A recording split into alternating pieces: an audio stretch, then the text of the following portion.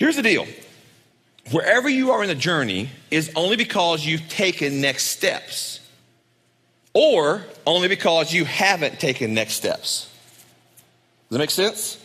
So if you're way down here someplace, you've taken next steps. If you're not as far as you wished you were, it's because you haven't taken next steps. See, spiritual development, emotional development, maturity of all the areas of maturity are not necessarily based on your age. Well, I'm 79 years old. That doesn't make you mature. It makes you old. Right? Right? So, if you were 18 and now you're 35, you're not more mature than you were at 18 necessarily. You're just older than you were. Right? Now, hopefully you have taken steps in maturity. Right? Hopefully you're better with your money at 50 than you were at 20. Right? Hopefully you're better with your relationships at 35 than you were at 15. Hopefully you've matured and developed in your life in some areas as you have aged, but it has nothing to do with time passing. It has to do with taking next steps in that journey.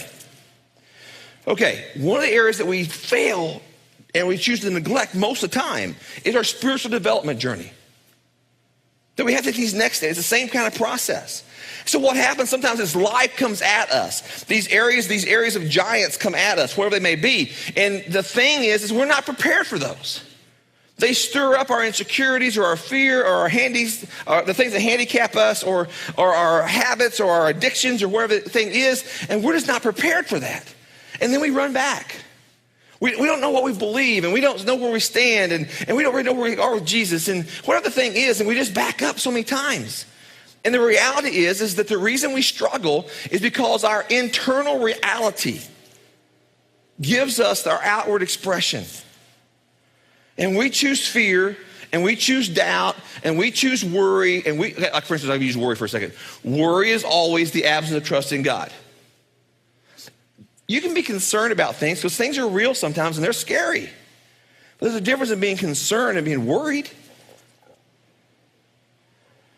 There's a difference in being concerned and being fearful. There's a difference in feeling fear and doing the right thing and feeling fear and not doing the right thing. The difference isn't what you feel. The difference is, do you have the personhood, do you have the internal reality to do the right thing, to have an outward expression that honors God, or whatever the case may be.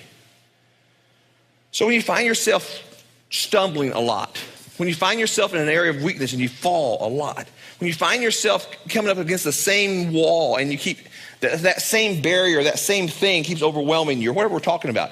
When you find yourself the issue is not the thing, the issue is personhood.